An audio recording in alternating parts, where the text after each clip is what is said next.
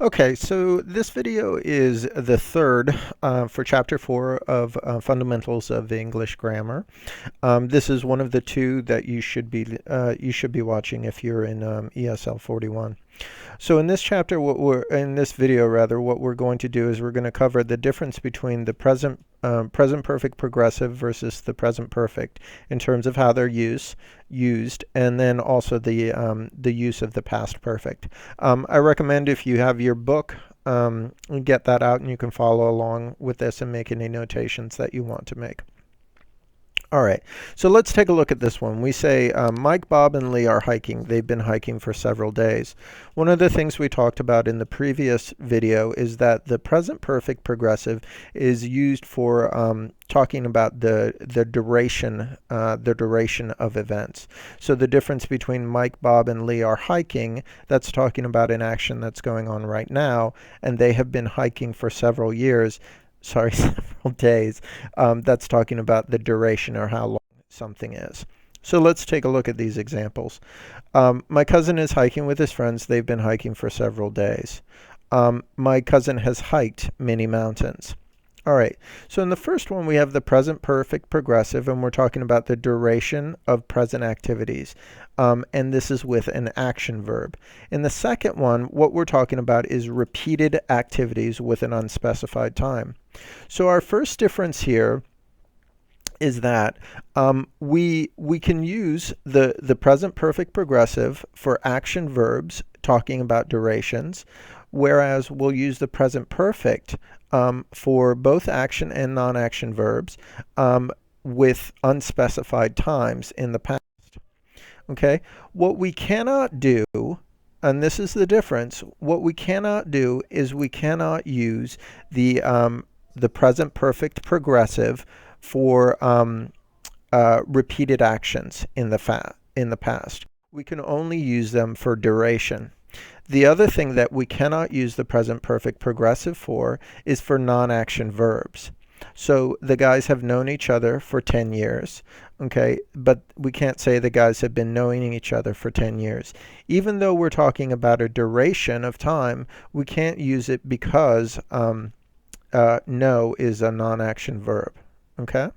So the two times that we can't use the present progressive, just to review, are with unspecified time, repeated action in the past, and also with non-action verbs.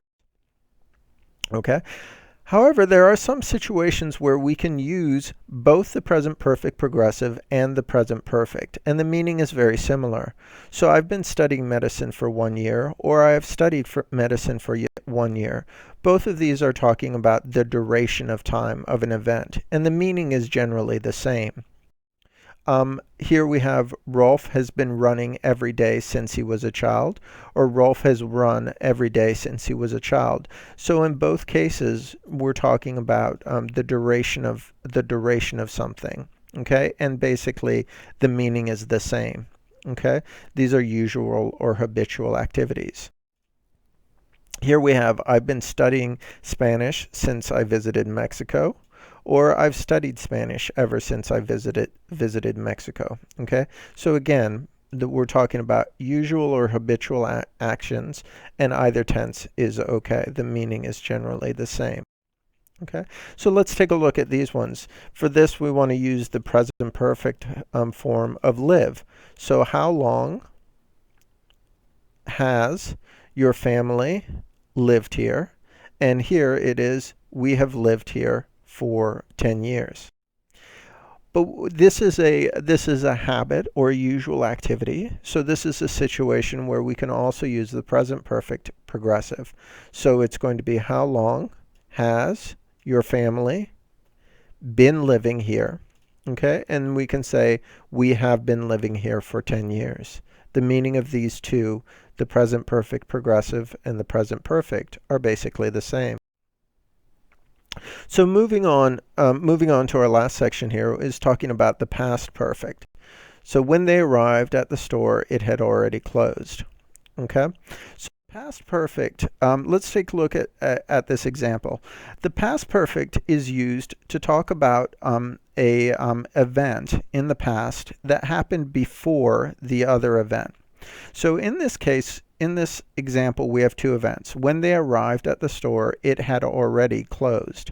Now, the first thing that happened was that it closed, and the second thing that happened was they arrived.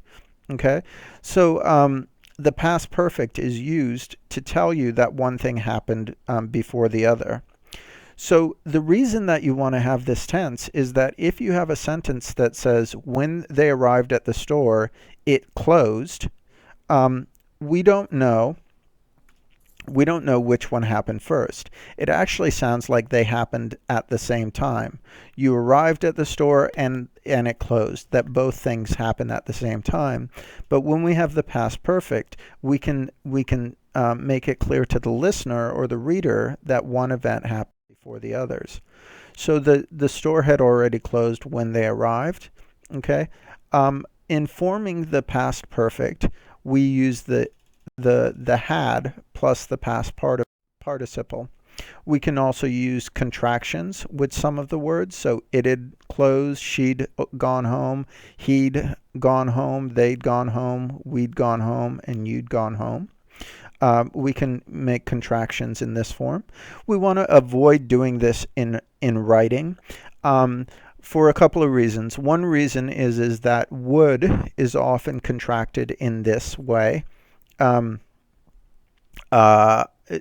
the other reason is that in general, contractions are something to avoid using in informal writing. So here we have another situation where we have a time word before. So Andrea had finished dinner before Chris got home. Andrea finished dinner before Chris got home. Now the difference here is, and here we have some more examples with after. But when we have before and after, we already know which thing happened first and which thing happened second. So in this situation, it's not required for you to use the past perfect to tell you which one happened first. So the difference between Andrea had already finished before Chris got home and Andrea finished dinner before Chris got home is really not that much. Okay, both of them pretty much mean the same thing because the relationship is clear. Remember, if we didn't have that word before, the relationship of time would not be clear. So for example, if instead we had when instead of before, where we said Andrea had finished dinner when Chris got home, and Andrea finished dinner when Chris got home, the meaning of those two is not the same. Andrea had finished dinner when Chris got home means that it happened, the finishing happened before. But if we just say that she finished it when Chris got home, it really means that they happened at the same time. So let's take a look at this one. We have the sentence, I had already gone to bed when it started snowing. So we want to say which of these happened first and which of them happened second. Remember, the past perfect will tell us which one happened first.